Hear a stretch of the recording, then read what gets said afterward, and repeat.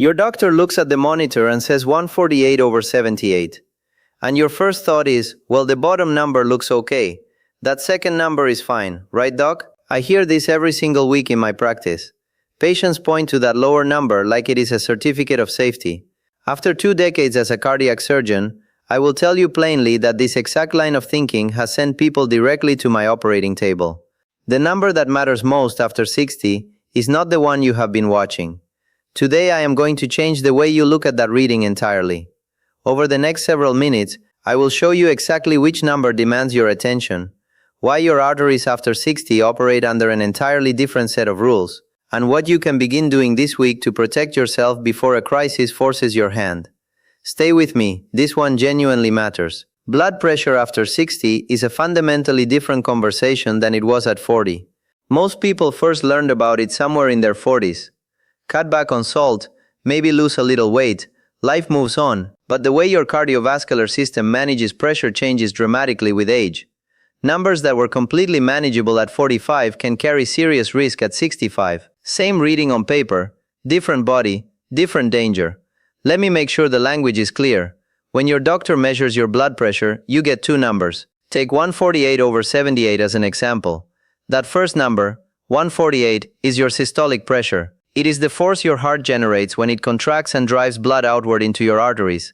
Think of it as the peak pressure, the moment of maximum mechanical effort.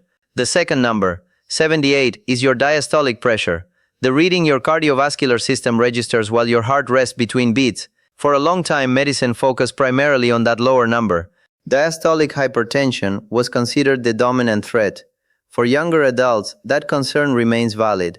But something shifts significantly after 60. The relationship between those 2 numbers changes in a fundamental way. And the risks that can actually cut your life short shift right along with it. Here is the core of what I want you to understand. After 60, your arteries are not the same flexible, responsive structures they were at 30. They have stiffened, and that single biological fact changes everything about which number deserves your focus. Think about a garden hose in early spring. Soft, pliable, it bends without resistance and springs back without effort. Now picture that same hose left outside through 10 winters. Rigid, brittle, cracking when you try to flex it. That is precisely what happens to your arteries over time. Not because something went wrong, because that is biology. Collagen fibers gradually replace the elastic tissue in arterial walls. The walls thicken, the vessels lose their capacity to expand and recoil. When your heart contracts and pushes blood outward, healthy young arteries act like shock absorbers. They expand to receive the pressure wave, then spring back. The peak force remains controlled. But stiff arteries cannot do that. When your heart pushes, there is nowhere for that force to go. The pressure wave strikes a rigid wall and reflects back hard. Your systolic number climbs. Meanwhile, diastolic pressure can actually stay flat or decline. And this is where people get dangerously misled.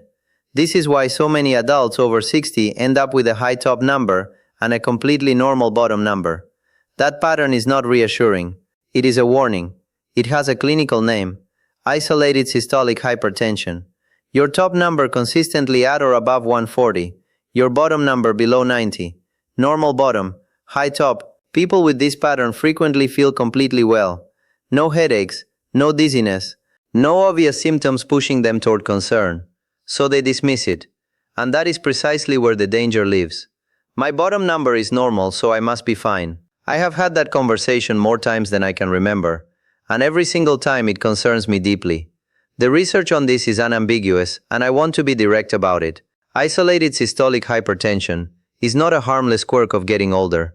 It is not something to quietly accept and move past. It is among the strongest predictors of heart attack, stroke, and heart failure in adults over 60.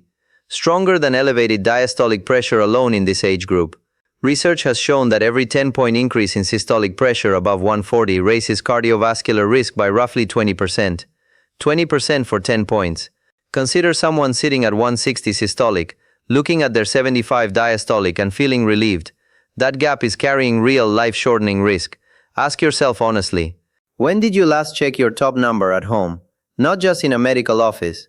Think about that for a moment. I have spent 20 years in operating rooms, dealing with what unmanaged pressure eventually produces. I would far rather have this conversation with you now than meet you under very different circumstances later. Let me share something that rarely receives adequate attention during routine checkups.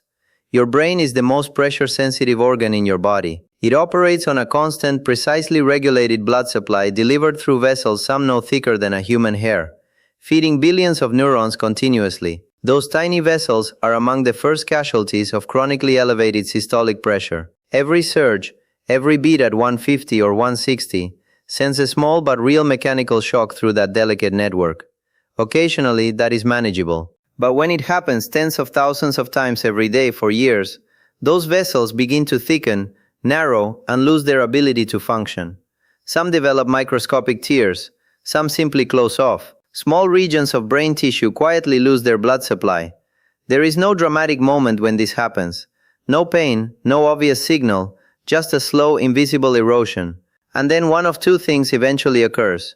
Either a larger vessel gives way, which is a stroke, or the accumulated damage builds gradually into something that resembles Alzheimer's disease, closely enough to be confused with it. This is critically important, and most people have never heard it explained this way. Vascular dementia, the type caused by damaged blood vessels in the brain, is frequently misdiagnosed as Alzheimer's even by experienced clinicians. The memory lapses, the confusion, the personality changes can look nearly identical in the early stages. But unlike Alzheimer's disease, vascular dementia is substantially preventable. Managing your systolic pressure is one of the most powerful tools available for protecting your brain over the long term. That is not a minor claim. That is what the science consistently shows. Think about someone you know who seemed to become forgetful in their late 60s or 70s. We tend to accept that as inevitable aging. Sometimes it genuinely is, but sometimes it was entirely preventable. And that is a difficult truth worth sitting with. When your doctor talks about blood pressure management after 60, the conversation is not only about your heart, it is about keeping your mind sharp, keeping you independent, keeping you fully present for the people who matter most to you. The stakes are that significant. The brain gets rightful attention in this discussion, but high systolic pressure does not stop at your neck. It is a whole body problem, and the damage it produces elsewhere is equally serious and equally silent. Your heart itself is directly affected. When systolic pressure is chronically elevated, your heart works harder with every single beat, pushing against greater resistance every minute of every day. The heart muscle responds the way any muscle responds to sustained overload. It thickens. The left ventricle enlarges. This sounds like an adaptation. It is actually a deterioration. A thickened heart muscle becomes less flexible and less efficient. It fills with blood less effectively between contractions. Over time, this leads to heart failure, which is among the most common and most difficult conditions to manage in older adults, and far easier to prevent than to treat once it has developed. Then there are your kidneys. They filter your entire blood volume dozens of times each day through dense networks of tiny vessels. Years of elevated systolic pressure damages those vessels progressively, quietly reducing kidney function long before any symptoms appear. By the time a routine blood test flags a problem, meaningful structural damage has already occurred. That is the trap with silent organ damage. Your eyes face the same threat. The retina is lined with delicate blood vessels that are highly vulnerable to pressure-related injury. Hypertensive retinopathy can silently degrade vision over years. In severe cases, it can lead to sudden, permanent vision loss. Brain, heart, kidneys, eyes, all affected, all silently. This is why elevated systolic after 60 is a whole-body problem, and not simply a cardiovascular statistic. Here is a question I want you to answer honestly. How long has your systolic number been above 130? A year? 5 years? 10? The damage described above does not happen overnight. It accumulates quietly over time, which is exactly why the right moment to act is now, not after a symptom forces the decision. Let us talk about target numbers. For most adults over 65, current evidence-based guidelines set the goal at below 130 systolic, not 140, 130. For years, physicians accepted higher readings in older patients under the assumption that some elevation was simply normal aging. Then a major clinical trial called SPRINT changed the conversation entirely. The trial followed thousands of adults over 50 and found that the group treated to below 120 had dramatically lower rates of heart attack, stroke, and cardiovascular death. The results were so definitive that the trial was stopped early. Your physician will determine your personal target based on your full clinical picture, but the direction is clear and consistent. Lower systolic saves lives after 60. That is what the evidence says. Before discussing medication, let us cover what you can begin doing this week without a prescription. These are genuine interventions with measurable impact on systolic pressure. I have watched patients lower their top number by 15 to 20 points through lifestyle changes alone. That is the difference between needing one medication and needing three. Sodium is the first, and it is non-negotiable after 60. Your kidneys clear sodium less efficiently as you age, which means salt affects your pressure more significantly now than it did 20 years ago. The daily target is between 1500 and 2000 milligrams. 1 teaspoon of table salt contains 2300 milligrams.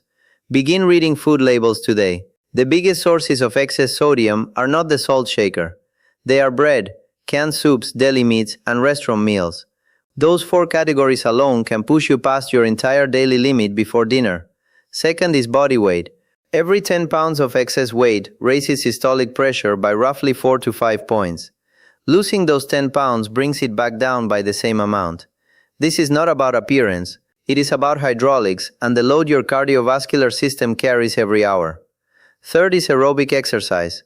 30 minutes of moderate intensity activity 5 days a week, whether that is brisk walking, cycling, or swimming, can lower systolic by 5 to 8 points over time. Aerobic exercise is one of the very few interventions that genuinely slows the arterial stiffening process. When you move regularly, you are actively maintaining the flexibility of your artery walls at the cellular level. Fourth is stress management. Chronic psychological stress elevates cortisol and adrenaline consistently, and both drive systolic pressure upward every single day. Structured relaxation directly counteracts them. Meditation, deep breathing exercises, yoga, consistent time outdoors in natural settings. Multiple studies show these reduce systolic pressure by 4 to 6 points over time, an effect comparable to a low-dose medication. Take it seriously as medicine, because the physiology supports doing exactly that. Ask yourself honestly which of these 4 areas is your weakest, because that is precisely where your greatest opportunity for improvement is right now. I need to address something directly because I see its consequences regularly in my practice. There is a cultural narrative surrounding blood pressure medication that causes real harm. The belief that needing medication represents personal failure, that if you exercise harder, ate more carefully, manage stress better, you would not need pills. Patients resist starting medication. They quietly skip doses. They stop taking it because the story in their heads insists that medication equals weakness. I want to take that idea apart completely because it is standing between people and protection they genuinely need. Here is the physiological reality. After 60, arterial stiffness is a structural change happening at the cellular level as collagen replaces elastic tissue in vessel walls. This is permanent biology. Lifestyle changes can slow the process and reduce its consequences significantly. They cannot fully reverse it. The biology of a 65-year-old arterial wall cannot be restored to what it was at 30, regardless of effort or willpower. For many people over 60 with significant systolic hypertension, lifestyle modification alone is not sufficient to reach a protective target. That is not a failure of discipline. That is biology. Medication in this context is not a shortcut or a crutch. It is precision engineering applied to a specific physiological problem. ACE inhibitors, calcium channel blockers, thiazide diuretics, each reducing load on stiffened arteries through different mechanisms, among the most extensively studied medications in the entire history of modern medicine. Their safety profiles are well established. Their benefits in reducing stroke, heart attack, and kidney disease are documented across millions of patients over decades. I have patients who walk 5 miles every day, eat carefully, manage their stress consistently, and still require medication to keep their systolic reliably below 130. That is not failure. That is their biology, and they are responding to it intelligently. There is no shame in working with what your body actually is right now. Taking your blood pressure medication consistently is one of the most responsible, proactive decisions you can make for your long-term health. Own that decision fully and without apology. If resistance has been part of your experience, bring that honestly into a conversation with your doctor and work through it together. Now I want to tell you about the single most underused tool in blood pressure management after 60. It is not a drug. It is not a specialized diet. It costs very little. It is a home blood pressure monitor and the simple consistent habit of using it correctly every day. Here is the core problem with relying entirely on readings taken in a medical office. It is called white coat hypertension, and it affects more patients than most people realize. The simple act of sitting in a clinical environment, the mild anxiety of an appointment, the unfamiliar setting, raises systolic pressure in a meaningful percentage of patients. Some research places that figure between 20 and 30% of people measured. Your doctor sees 144. You go home and you measure 128. Those are two entirely different clinical pictures. But the reverse pattern also exists, and this one is considerably more dangerous because it goes completely undetected. It is called masked hypertension. Your pressure appears controlled during an office visit. You leave feeling reassured.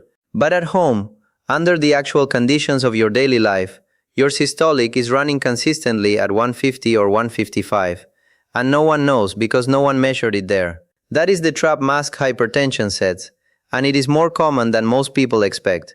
This is why I give every patient over 60 the same specific guidance. Purchase a validated upper arm blood pressure monitor, not a wrist cuff, an upper arm cuff. Sit quietly for 5 full minutes before taking any reading. Take 2 measurements 1 minute apart, both morning and evening, at approximately the same times each day. Record every single number. Bring that log to every appointment. That written log is worth more to me as a clinician than 100 office readings.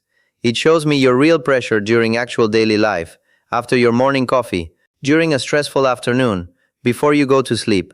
That context is invaluable for making genuinely informed treatment decisions, rather than decisions based on a single anxious moment in an exam room on a Tuesday morning. The difference between a patient who monitors consistently at home and one who does not can be the difference between catching a dangerous pattern early and discovering it only after a stroke. Your arteries do not take days off. Your monitoring practice should not either. This habit is essentially free, takes 5 minutes, and it can genuinely change your outcome. Let me bring all of this together clearly.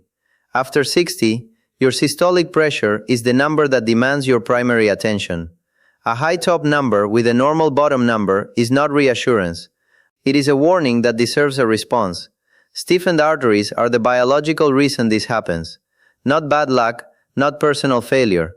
Biology you can respond to intelligently and effectively. The damage from unmanaged systolic pressure is silent and accumulates over years across your brain, your heart, your kidneys, and your eyes, long before you feel a single symptom, which means the time to address it is now, not after something forces your hand.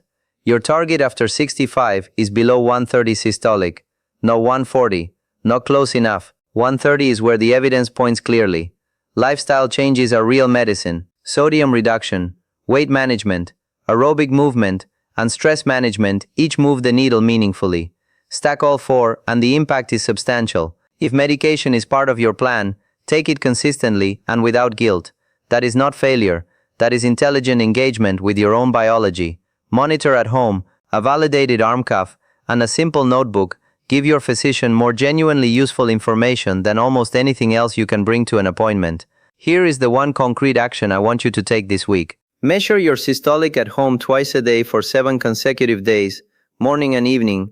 Write down every reading in a notebook, 7 days. You may be genuinely surprised by what the data reveals about your own body, and you may finally have the information you need to have the right conversation with your doctor. That 7-day log changes things in a very real way.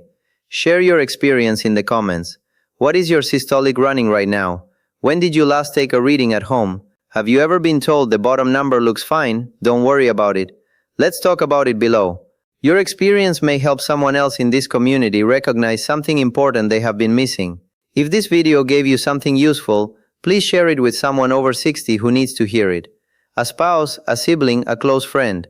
This information changes outcomes. I have watched it happen in my practice over 20 years. It genuinely makes a difference when people understand which number to watch and why. Everything discussed in this video is general medical education based on current published research and clinical guidelines. It is not personalized medical advice for your specific situation. Your history, your other conditions, your current medications, all of these factors matter enormously when calibrating the right approach for you individually. Before making any changes to your treatment plan or daily routine, please have a real thorough conversation with your own physician. They know your complete clinical picture. What I can tell you is this. Walking into that appointment with the right questions puts you firmly in control of your own health. Take care of yourself and take care of the people around you. You have earned that.